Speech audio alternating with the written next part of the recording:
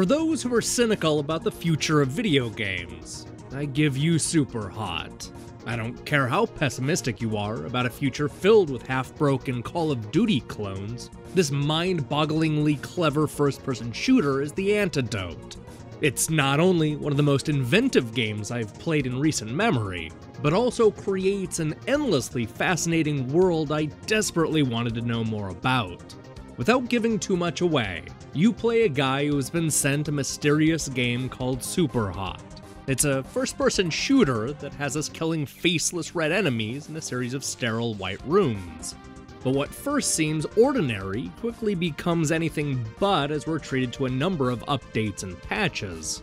Suddenly, the game becomes a lot more than just a series of VR training missions, giving players a story they will definitely not be expecting. The gimmick here is that time only moves forward as you do.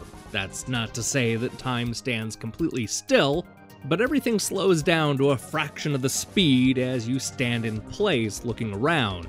With so much time on your hands, this gives our hero the ability to pull off the kinds of superhuman moves I've been dreaming about ever since watching The Matrix in 1999.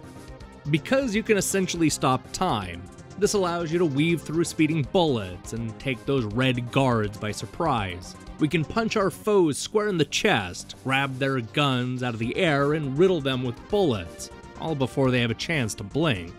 And with countless guns and melee weapons at your disposal, you'll never get bored finding new ways to slaughter the clueless villains.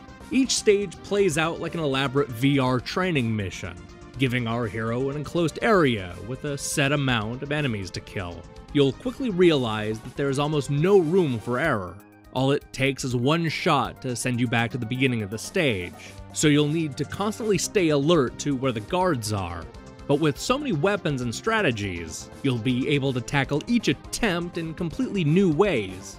Even when I found myself dying over and over again in later stages, Superhot never felt repetitive. It helps that the scope of the stages and gameplay continues to expand the deeper you get into the game.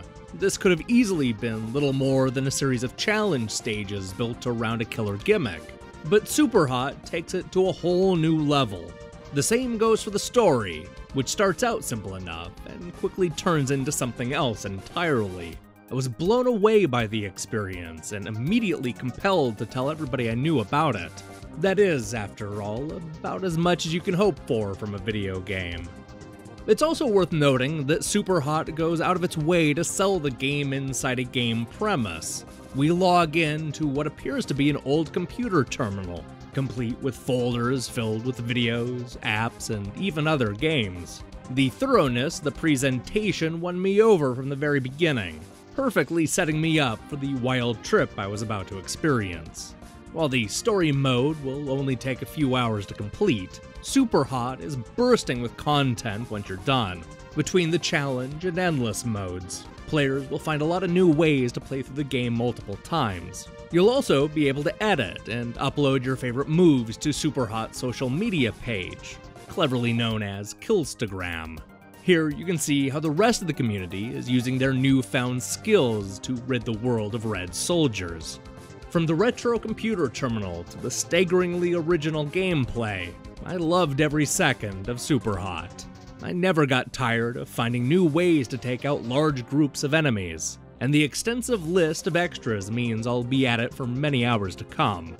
This is a stark reminder that talented game developers still have a lot of good ideas up their sleeves. Hey, thanks for watching our review. Last week we barely posted any content, so I'm making up for it this week. Expect to see reviews of Layers of Fear, Rock and Roll Defense, Blue Rider, and much more in the coming days. We're also going to be taking a look at Nintendo Power's top 10 reviewed games of 1994, which definitely has a few surprises. Believe it or not, 1994 was a pretty great year for the Game Boy. You'll see what I mean on Tuesday. So do me a favor and click the subscribe button and support what we're doing here. Until then.